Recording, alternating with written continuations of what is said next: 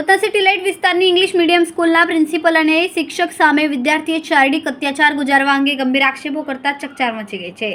છેલ્લા એક વર્ષથી પ્રિન્સિપલ અને મહિલા શિક્ષક તેને માર મારતા હોવાની અને તેમને અત્યાચાર સહન નહીં થતાં આત્મહત્યા કરવા જાઉં છું એવી ચિઠ્ઠી વિદ્યાર્થીએ લખતા પરિવારજનો પણ ચોંકી ઉઠ્યા। વિદ્યાર્થીને સારવાર તેમજ કાઉન્સેલિંગ માટે સિવિલ હોસ્પિટલ લઈ જવામાં આવ્યો હતો તો ત્યાં પણ ડોક્ટરને પ્રિન્સિપલ અને શિક્ષકના અત્યાચારની કેફિયત વર્ણવતા ડોક્ટર પણ ચોંકી ઉઠ્યા। जी सर हाँ, नमस्ते दर्शक मित्रों। લોકભારતી મંડળનો ટ્રસ્ટી અને પ્રમુખ હું દિનકરભાઈ નાયક છું અને જે કંઈક શનિવારે અમારે ત્યાં જે કંઈક બનાવ બન્યો છે તે બાબતમાં આપ આવ્યા છો અહીંયા ચેનલના મિત્રો, તો મારે સાચી હકીકત બને જેટલી અત્યાર સુધીમાં હું તપાસ કરી શક્યો છું એ આપને જાણકારી આપું।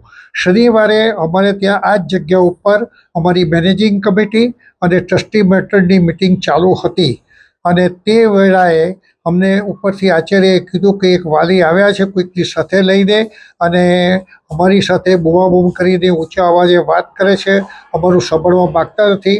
એટલે અમે અમારા એક મેનેજિંગ કમિટીના સભ્યને તાત્કાલિક ઉપર મોકલી આપ્યા કે તમે જઈને તપાસ કરો અને વિગતો જાણવા પ્રયત્ન કરો। તે દિવસે શનિવારનો દિવસ હતો।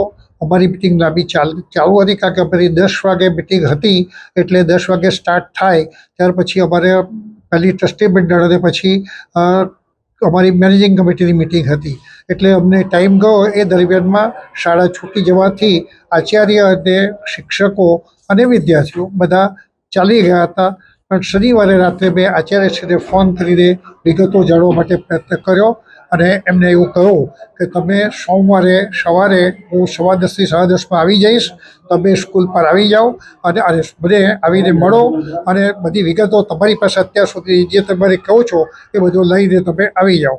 એટલે એ વિદ્યાર્થી છે, કેટલા ધોરણનો વિદ્યાર્થી? ધોરણ 8નો વિદ્યાર્થી। આવું કરવાનું કારણ શું હતું? હા, હવે આ વિદ્યાર્થી વર્ગમાં તે વેળા બી તોફાન કરતો હતો અને 2025માં એમના વાલીને પણ 2-3 વાર બોલાવવામાં આવ્યા હતા। આમ તો પેરેન્ટ્સની સાથે મિટિંગ થાય ત્યારે વાલી ઘણીવાર હાજર રહેતા નહીં હતા, પણ એમને સ્પેશિયલી બોલાવવામાં પણ આવ્યા હતા અને વાલીને બી ખબર આપવામાં આવી હતી એટલે વાલીએ એવું કીધું હતું કે હવે અમારો બીજી વાર આવી ભૂલો નહીં કરશે। એ વિદ્યાર્થીએ પણ નોટ લખી આપી હતી કે ભાઈ હું હવે ફરીથી નહીં કરીશ।